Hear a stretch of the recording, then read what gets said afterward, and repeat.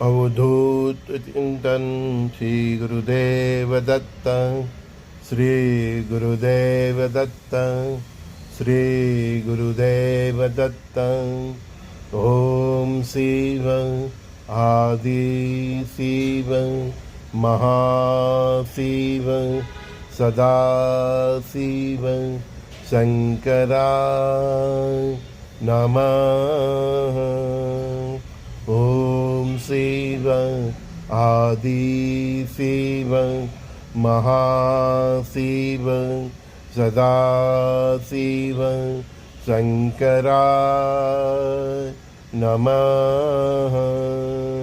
ओम शिव आदि शिव महाशिव सदा शिव शंकराय नमः।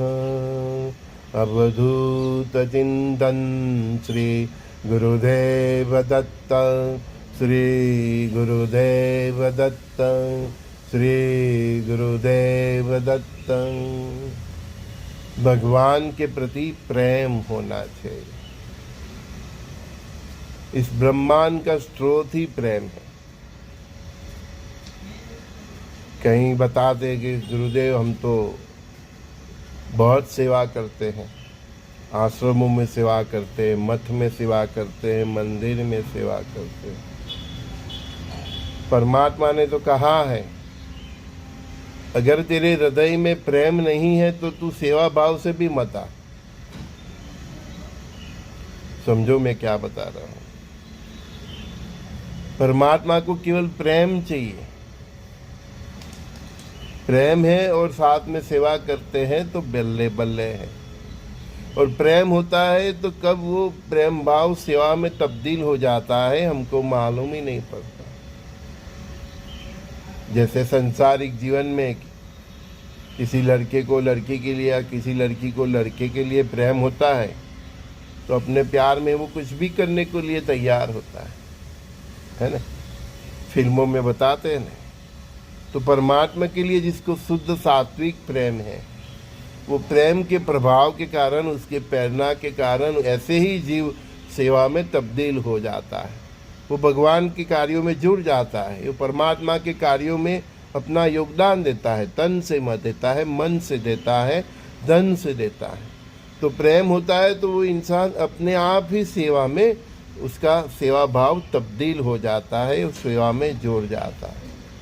लेकिन केवल सेवा भाव है और उसके पीछे कोई ना कोई स्वार्थ है कि मैंने इतना किया काम, मैंने इतना इधर दान किया, मैंने ये किया, अंधशाला में किया, वृद्धाश्रम में किया, मैं गरीबों को हर दिन खाना खिलाता हूँ। और वो सेवा के पीछे केवल उसका स्वार्थ है। क्या स्वार्थ है? कि मैं करूँगा तो मेरे को अच्छा फल मिलेगा, मेरा पुण्य बनेगा, है ना। तो वो भाव से भी मत आ। परमात्मा ने ऐसा बोला। परमात्मा क्या बोलते हैं? तेरे को प्यार है मेरे से, मोहब्बत है मुझसे, तो प्यार करता है तो भी उस भाव से जा।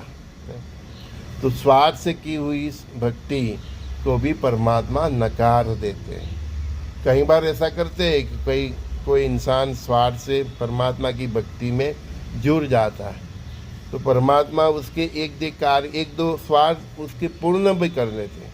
लेकिन वो इसीलिए पूर्ण करते हैं कि उसका स्वार्थमय जो जीवन है वो परमात्मा में तब्दील हो जाए, उसके भीतर परमात्मा के लिए प्रेम जागृत हो और वो फिर प्रेम जागृत हो और उसकी वजह से वो परमात्मा की सेवा करे तो वही परमात्मा को मंजूर है। समझ में आया? तो सच्ची बात तो यह है कि परमात्मा के लिए हमारे हृदय में प्रेम होना चाहिए और वो प्रेम ऐसा होना चाहिए कि कोई अपेक्षा ही नहीं, कोई किंतु परंतु नहीं, कोई शंका नहीं है, कोई कुशंका नहीं।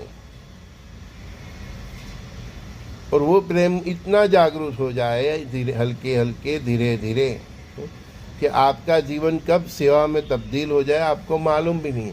तो प्रेम के साथ सेवा का अगर मिलन हो जाए तो वो इंसान का जीवन धन्य हो जाता है। प्रेम से परमात्मा की भी प्राप्ति होती है और सेवा से पुण्य की भी प्राप्ति होती है। फिर ऐसे जीव को परमात्मा ही पूछते हैं कि बोल बेटा और तुझे और क्या चाहिए। वो बोलता है मेरे को कुछ नहीं चाहिए, क्योंकि वो जीव जो भी उसके पास आता है वो फिर मानव सेवा प्रभु सेवा में जोड़ देता है। तो वो फिर यही बोलता है कि परमात्मा मुझे आपके चरणों में सदा सदा के लिए स्थान चाहिए। आपकी जब जब इच्छा हो मैं पृथ्वी पे जन्म लूँ, मानव सभ्यताओं को मार्गदर्शन दूँ, फिर मैं वापस आपके चरणों में रहने को आ जाऊँ, ऐसा मुझे वरदान चाहिए। मैं कई बार बोलता हूँ कि परमात्मा से आप मांगो तो भी सोच समझ के मांगो। क्या मांगना चाहिए? धन धान्य समृद्धि मांगो, मांगना आपका अधिकार है क्योंकि आप उनके बच्चे हो।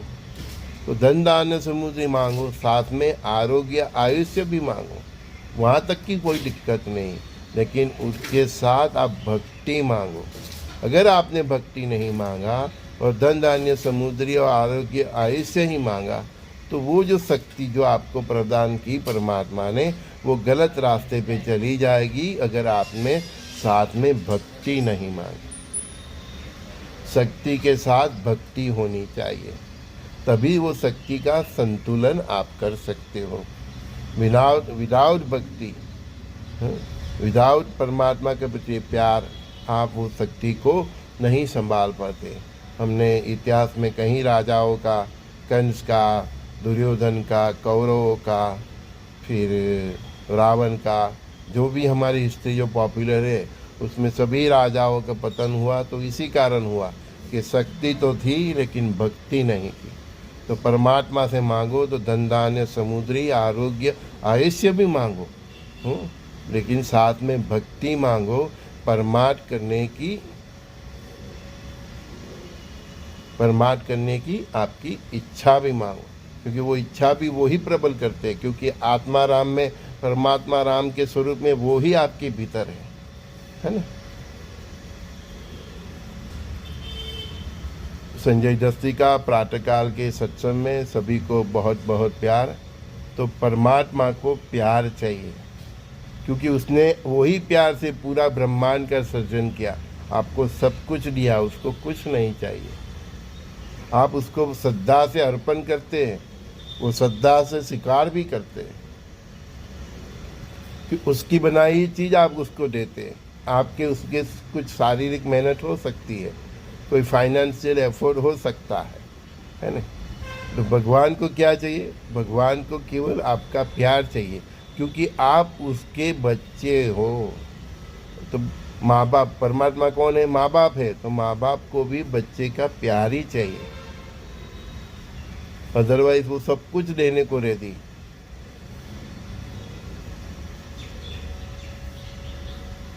ठीक है, मिलते हैं।